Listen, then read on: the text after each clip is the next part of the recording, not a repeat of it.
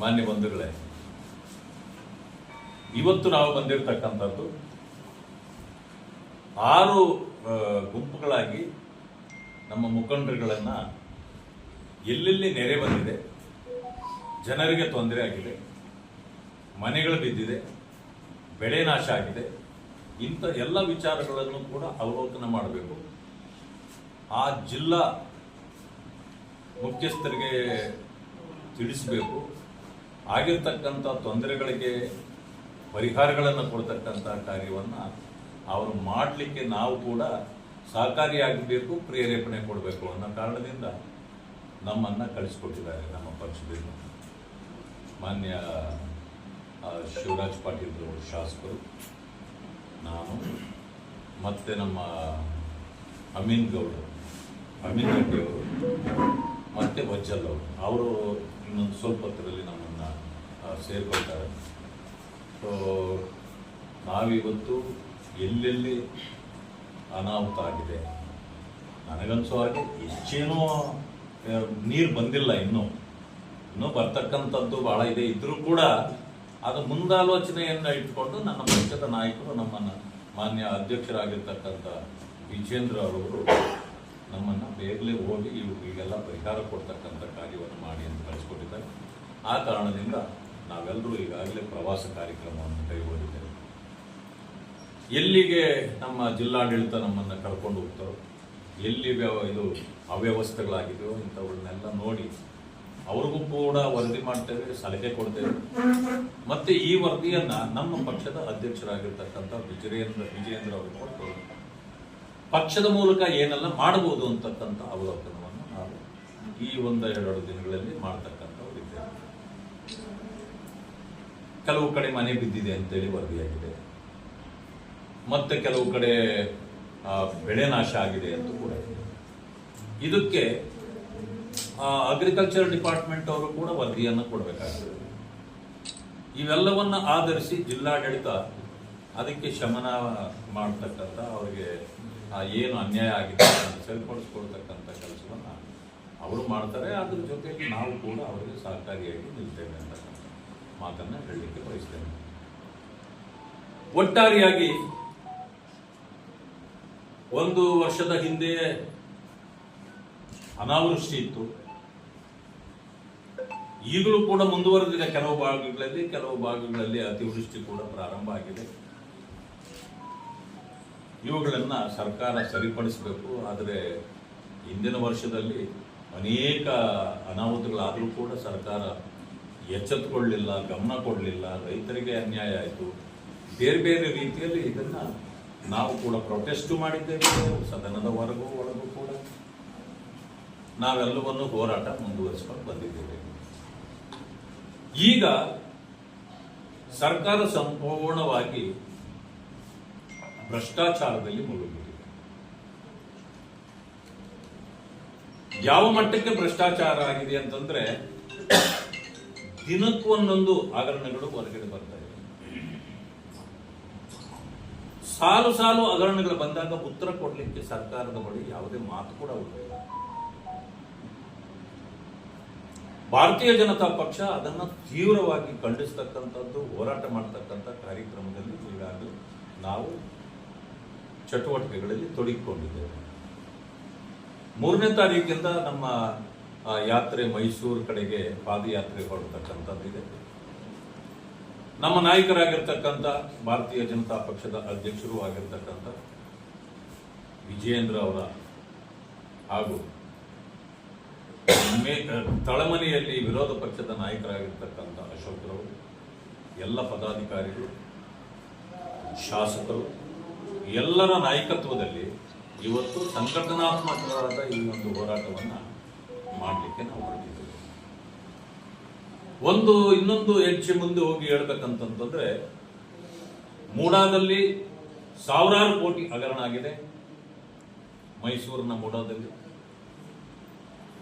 ಮುಖ್ಯಮಂತ್ರಿಗಳ ಕುಟುಂಬವೇ ಅದರಲ್ಲಿ ಪಾಲ್ದಾರರು. ಎರಡನೇದಾಗಿ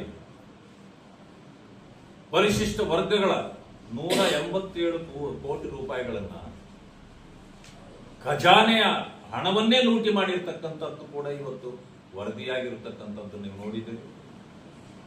ಚಂದ್ರಶೇಖರ್ ಅಂತಕ್ಕಂಥ ಒಬ್ಬ ಅಧೀಕ್ಷಕರು ತಾಳಲಾರದೆ ಅದನ್ನ ನನ್ನ ಮೇಲೆ ಇನ್ನೂ ಎಲ್ಲಿ ಬರ್ತದೋ, ನಾನು ನಾಳೆ ಉತ್ತರ ಕೊಡಬೇಕಾಗ್ತದೆ, ನನಗೆ ಅಪಮಾನ ಆಗೋದನ್ನ ನಾನು ಹೇಗೆ ಸಹಿಸಿಕೊಳ್ಳಿ, ಇದೆಲ್ಲವನ್ನು ನೋಡಿ ಒಂದು ಚೀಟಿ ಬರೆದಿಟ್ಟು ಪ್ರಾಣತ್ಯಾಗವನ್ನು ಕೂಡ ಮಾಡಿದ್ದಾರೆ. ಈ ರೀತಿ ಇದೆಲ್ಲ ಇರಬೇಕಾದ್ರೆ ಇದಕ್ಕೆ ಉತ್ತರ ಕಾಂಗ್ರೆಸ್ ಸರ್ಕಾರದಲ್ಲಿ ಉತ್ತರ ಇಲ್ಲ. ಮುಖ್ಯಮಂತ್ರಿಗಳು ತಿರುಚಿ ಮುರ್ಚಿ ಮಾಡ್ತಿದ್ದಾರೆ.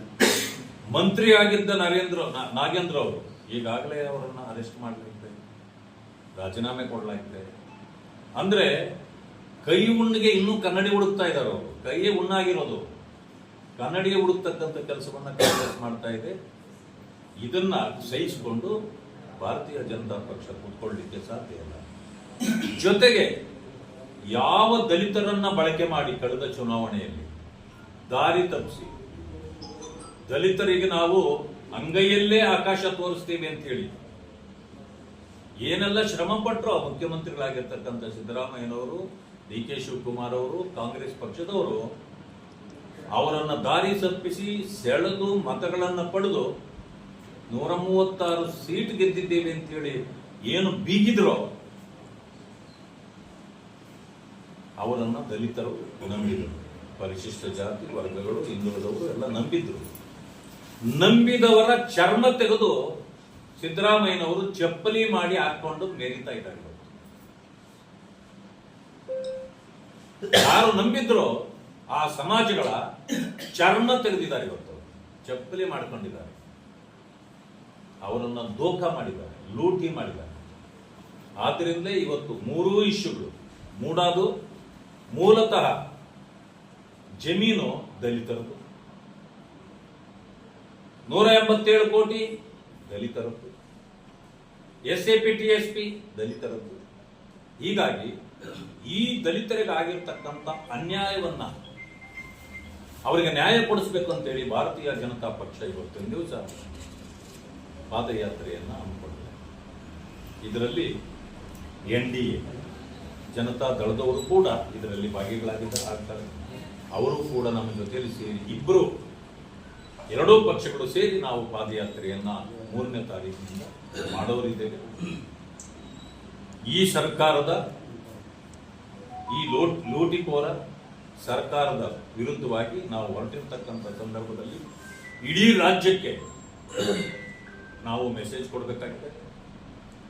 ಇದು ದಲಿತ ವಿರೋಧಿ ಸರ್ಕಾರ, ನಾವು ಎಲ್ಲರೂ ಎಚ್ಚರಿಸಬೇಕಾಗಿದೆ.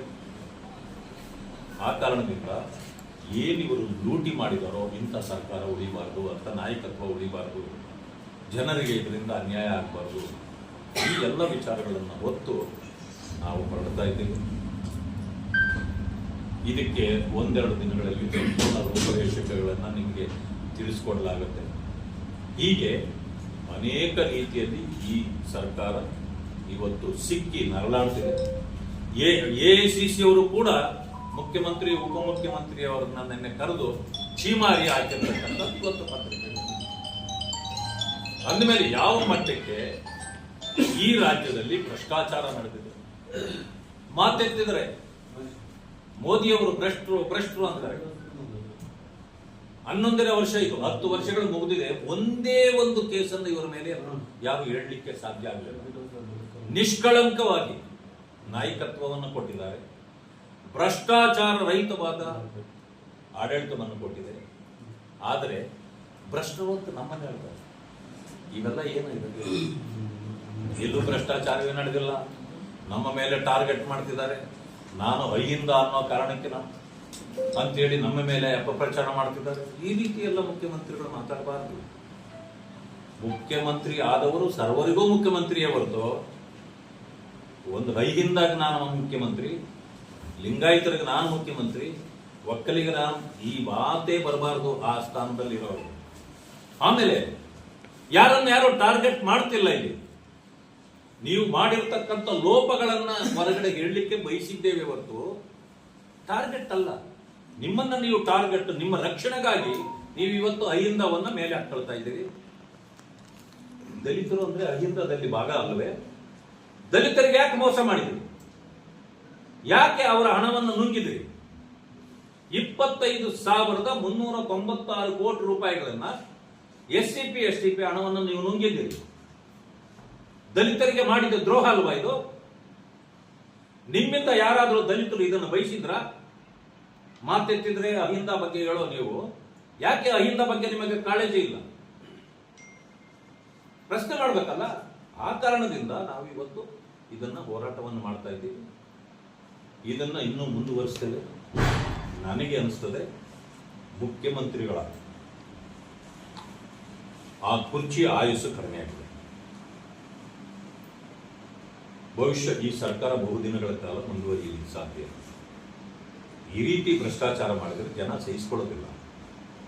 ಆದ್ರಿಂದ ನಮ್ಮ ಹೋರಾಟಕ್ಕೆ ಸಂಪೂರ್ಣವಾಗಿ ಈ ರಾಜ್ಯದ ಜನರು ಬೆಂಬಲ ಕೊಡ್ತಾರೆ. ವಿಶೇಷವಾಗಿ ದಲಿತ ಸಮುದಾಯಗಳಿಗೆ ನ್ಯಾಯ ಕೊಡಿಸಬೇಕು ಅಂತೇಳಿ ಹೊರಟಿರ್ತಕ್ಕಂಥ ಭಾರತೀಯ ಜನತಾ ಪಕ್ಷ ಮತ್ತು ಜನತಾದಳದ ಪರವಾಗಿ ರಾಜ್ಯದ ಜನ ಸಹಕಾರ ಕೊಡ್ತಾರೆ ಅಂತಕ್ಕಂಥ ಭಾವನೆಯನ್ನು ಕೂಡ ನನಗಿದೆ. ಆ ಕೆಲಸವನ್ನು ನಾವು ಮಾಡ್ತೀವಿ. ಪಾದಯಾತ್ರೆ ಮುಂದೆ ಹೋಗೋದು